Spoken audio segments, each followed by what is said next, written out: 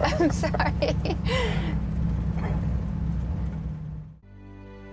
If you're looking for narrative risks, writers and directors with complete creative control, and a studio that's willing to pick nuance over mindless CGI brand management, Marvel is the obvious winner. All you have to do is take one look at their roster of inspirational, virtuous heroism, featuring Smug Billionaire, Jolly Green Hernia, Elder Scrolls, Propaganda Boy, Honey I Shrunk Myself, Lucy in the Sky with Diamonds, Financially Motivated Reboot Man, proof that diversity is neither a pandering concession to some imaginary SJW brigade or a box office death sentence for a predominantly white franchise, Captain Personality, and Guardians of the Galaxy. I just think they're neat. But we can't measure the forces of good without the very evil they stand against. Well, thank the synergistic overlords, because they've got us covered with such memorable, multifaceted villains as Thanos, Loki, Thanos, the most interesting character this series has ever had, so of course they immediately killed him off, Martin Scorsese, and time travel Thanos. Sweet John Goodman, those are some spicy bad lads. Always offering a genuine sense of peril for our plucky heroes, once their lucrative multi-picture contracts have come to an end. Of all these films duking it out in the name of what's good and merchandisable, we here at In Frame Out have spent the better part of the last 17 minutes tabulating, triangulating, and trying to remember which film is which just so we can give you, our humble consumers, the definitive top 10 Marvel movies. Editor's note: we won't be counting films that haven't been released yet, or Iron Man 2, because it's Iron Man 2. Number 10. Daredevil gets a pretty bad rap on account of its wild inconsistencies, terrible script, disconnected performances, and its unpalatable contrast of rain-soaked misery and discount circus campiness. Yes, but it did also give us Colin Farrell going so hard on this material he always seems on the cusp of swallowing his own tongue, Kevin Smith being Kevin Smith in a film that isn't made by Kevin Smith, and Michael Clarke Duncan choking a man until they both come. Make sure to watch the director's cut for 100% more Coolio, and a few added pinches of Ben Affleck wailing on people while he pretends his eyes don't work. Number 9. Elektra is so good, it deleted the part of our collective consciousness that held the capacity to remember its brilliance. Do you have any idea how artistically stimulating you've got to be to cause that very specific form of somewhat serious brain damage? Elektra has everything. Jennifer Garner hurting people with forks, Jennifer Garner swimming, Jennifer Garner finding out that the check cleared. It truly is the Citizen Kane of spin-off side stories to a failed Ben Affleck comic book movie. Number 8. I could have gone with Thomas Jane slugging it out with Roid Rage Where's Waldo, or McNulty from The Wire getting his face turned into a patchwork quilt of sandwich meat, but I've got to follow my wanting loins all the way back to Dolph Lundgren wrecking up the place.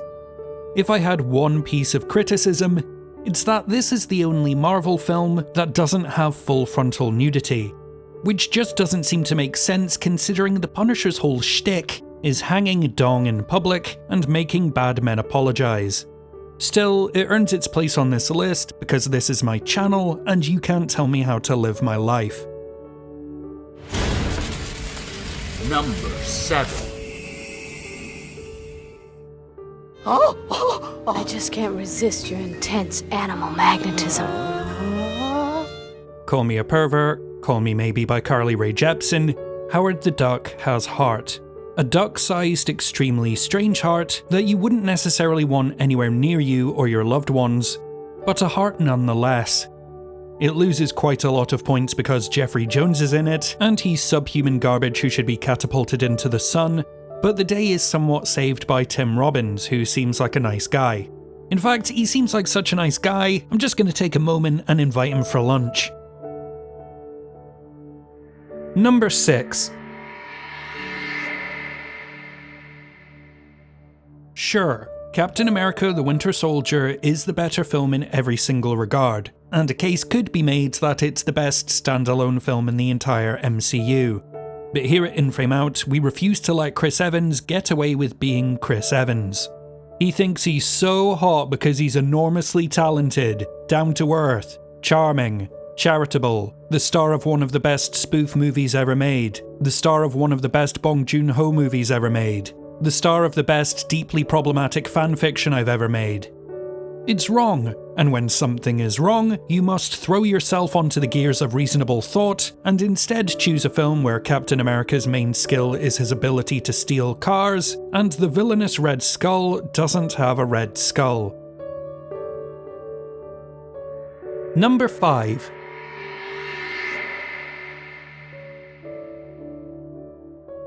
Released via the medium of encrypted VHS tapes, bombarded with magnetron radiation to prevent their duplication, the Harry Dean Stanton cut of the Avengers trims the fat and replaces it with the fabulous skinny man himself.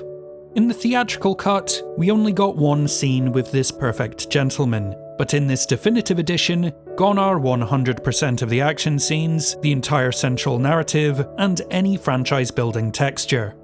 In their place, a mouth-watering montage of an icon who always looked like someone had lovingly draped Rizzo the Rat in tobacco-stained turkey skin. At the age of 91, we lost him in the prime of his youth, but we can all take comfort in his legacy as objectively the best character in the Avengers. Number 4.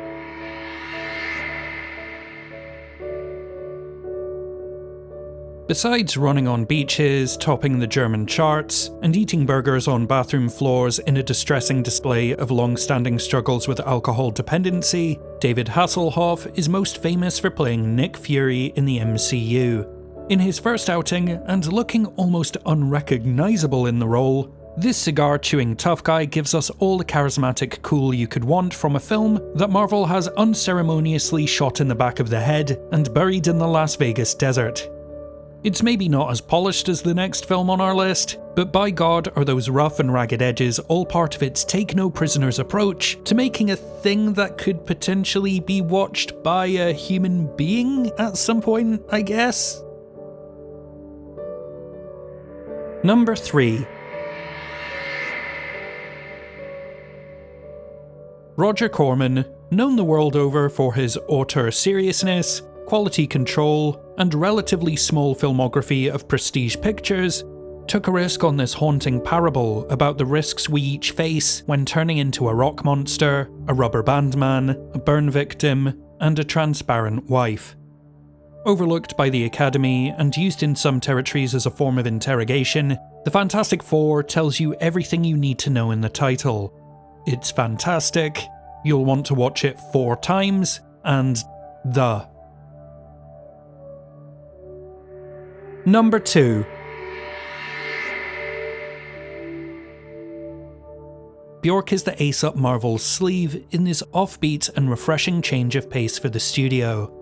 Oppressively harsh, harrowing to the point of hopelessness, and stitched together with worn-down detail by dickhead auteur and all-around scumbag Lars von Trier, I found Disney's decision to remove the post-credit scene where Robert Downey Jr. ad-libs a bunch of jokes in an offensive Icelandic accent to be disappointing, but ultimately in service of this origin story. Dancer in the Dark Part Duh, An Eye for an Eye, is currently slated for Marvel's Phase 6, and I for one cannot wait until they pop this eclectic songstress into a big fucking mech and set her loose on downtown Florida. Number 1.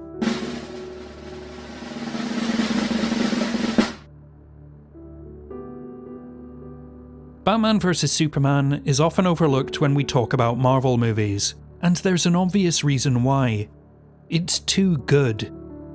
No other installment of the MCU would dare include such intellectual, thought-provoking nuance when asking questions such as, what if a twitchy weirdo with too much money and no sex life tricked Congress into thinking Superman went on a shooting spree in the developing world?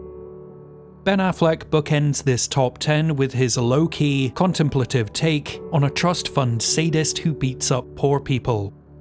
That's what makes this all so relatable, We've all been in these bat shoes, dealing with these bat woes, and staring into the eternal bat abyss of bat loneliness and bat depression.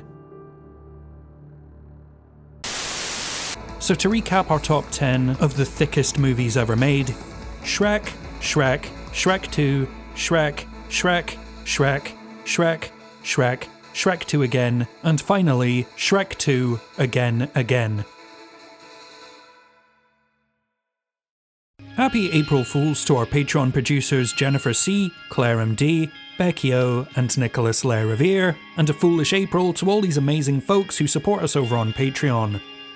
So what's your favourite April Fools? Have you ever fooled in April? Let us know down in the April Fools, and don't forget to leave an April Fools for the algorithm, smash that April Fools button, make sure you're April Foolsed, and if I made you mad with these silly jokes, feel free to sign up to our Patreon at the link in the description below, where you can get revenge on this channel by giving us a set amount of money every month. As always, thank you for in-frame outing. This is Cinema Sins.